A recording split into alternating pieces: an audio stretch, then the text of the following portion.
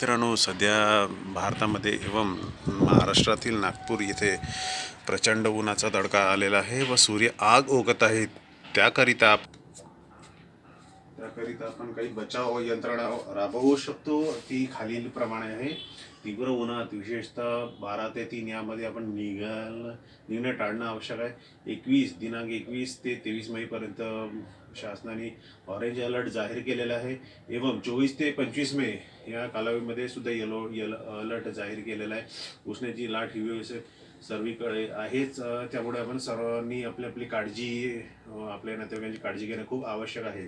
पुरेसे पाणी पित राहावे.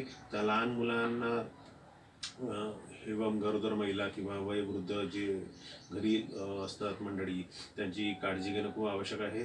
आपण घरी असलो, पाण्याची तहान नसली तरी आपण थोड्या वेळाने पाणी पित राहणं हे आवश्यक आहे.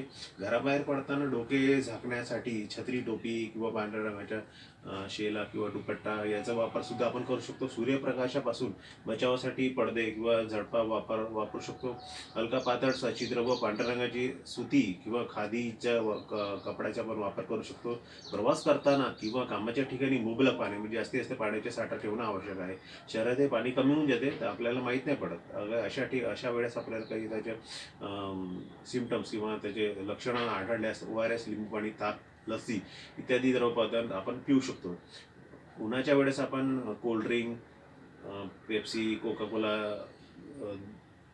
चहा, कॉफी अशा पदार्थ, इवन काही लोक दारू पितात, ते सुद्धा अवॉइड करणं खूप आवश्यक आहे.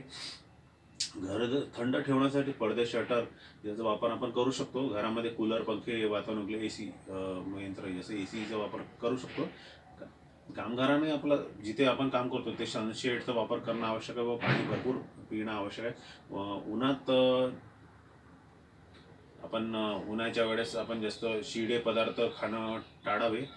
चक्कर वगैरे काही असं त्रास वाटला तर नजीकच्या डॉक्टर किंवा आरोग्य केंद्रामध्ये जाऊन आपली तपासणी करून औषधोपचार करणं आवश्यक आहे. पाळीव प्राणी असतात जसे ढोरं किंवा शेळ्या, मेंढ्या, त्यांची पण आपण काळजी घेणं खूप आवश्यक आहे. त्यांच्या सनशेड लावून त्यांना पाण्याची व्यवस्था आपण करून देऊ शकतो. हाय प्रोटीन डाएट हे सुद्धा खाणं टाळावे, कारण की नॉर्मली हाय प्रोटीन डाएटला डायजेस्ट करण्यासाठी आपल्याला पाण्याची भरपूर आवश्यकता असते. पण पाणी आपल्या शरीरामध्ये व्हायटल ऑर्गनमध्ये पुरेसा राहत नाही. त्यामुळे आपण उन्हामध्ये, शक्यतो समरमध्ये, उन्हाळ्यात पाणी भरपूर पिऊन ते व्हायटल ऑर्गन्सपर्यंत पोहोचू एवढं तरी आपण करू शकतो. आणि ही गोष्ट आपण नजीकच्या आपल्या सर्व